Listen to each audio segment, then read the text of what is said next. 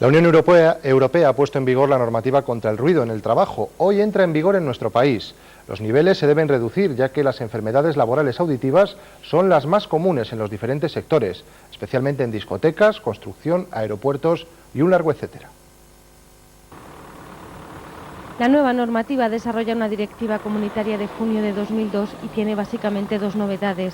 Se reducen los niveles máximos de contaminación acústica, que no deberán superar los 87 decibelios ni los 135 en determinados picos, niveles que en la actualidad llegaban hasta los 90 y 140 decibelios. Se regula además la exposición laboral en sectores de música y de ocio, tales como discotecas, salas de fiesta o bares. Si bien la ley es más estricta y a partir de 80 decibelios, que es más o menos el ruido que genera una obra, tráfico intenso o el funcionamiento de maquinaria industrial, hay que cumplir unos requisitos. Si se superan los 80 decibelios, la empresa debe informar a sus trabajadores sobre los efectos negativos del ruido. Debe tener disponibles protectores auditivos por si los trabajadores los demandan y garantizar que sus empleados pasan un control de audición al menos cada 3 años. Si la contaminación acústica se acerca a los 87 decibelios, la protección pasa a ser obligatoria. La revisión auditiva ha de ser anual, se deben señalizar las zonas en las que se superen los 85 decibelios y contar con un programa de actuación para la reducción de la contaminación. Imponer la ley del silencio ahora evitará graves problemas de salud en un futuro.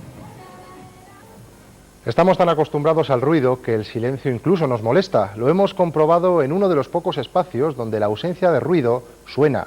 Es una cámara semi-aneoica que se utiliza para medir los niveles de ruido de máquinas industriales o aparatos domésticos. Escuchen el silencio. Si no fuera por estos cascos, estaría expuesto a un nivel de ruido superior a los 90 decibelios. Por encima de los 87 que establece la ley. 40 millones de europeos tienen que alzar la voz en su lugar de trabajo. Quizá por eso el silencio de esta cámara nos molesta. La sensación que tienes aquí en el oído es debido precisamente a que nuestro oído está acostumbrado a tener niveles de ruido relativamente elevados, entonces lo que percibe el oído son variaciones de presión. Entonces, en este caso, la variación de presión no es hacia arriba, no es un micrómetro, sino hacia abajo. Eso se explica por las cuñas de lana de roca que absorben el sonido. Por eso esta cámara semianecoica sirve para medir el ruido, el de cualquier aparato, desde un lavavajillas a un compresor de aire. En el caso de uno nos da algo más de 78 decibelios y en el caso del segundo nos da 81,3 decibelios.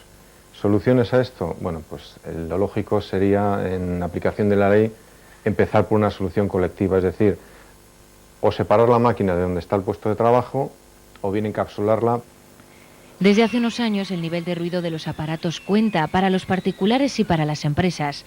Las protecciones frente al ruido son importantes por seguridad, pero sobre todo por salud.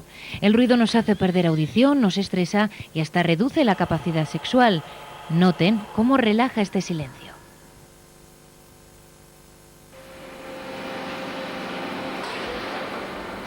Trabajar con el ruido como compañero pasa factura. La construcción, las fundiciones y el textil son los sectores más perjudicados. La audición se puede perder de forma permanente o temporal, dependiendo de la exposición de los operarios a sonidos estridentes. No siempre es fácil de reconocer y la mayoría de los trabajadores no se da cuenta de que se están quedando sordos. A veces se nota que no se puede oír muy bien y que zumban los oídos. Esta patología se denomina desplazamiento temporal del umbral. El zumbido y la sensación de sordera desaparecen normalmente al cabo de poco tiempo de estar alejado de los ruidos, pero cuanto más se esté expuesto, más tiempo tarda el sentido auditivo en volver a ser normal. Después de dejar el trabajo puede costar varias horas recuperarse, lo cual puede ocasionar problemas sociales. A menudo los obreros se adaptan a la sordera, acostumbrándose a leer en los labios de las personas que hablan y aumentando el volumen de la radio o de la televisión en sus hogares. Es importante estar atento a las señales de pérdida de audición en los compañeros y observar las reacciones de los nuevos trabajadores o de los visitantes ante un lugar de trabajo ruidoso. Si gritan, se tapan los oídos o salen corriendo, puede ser que haya un problema de ruido.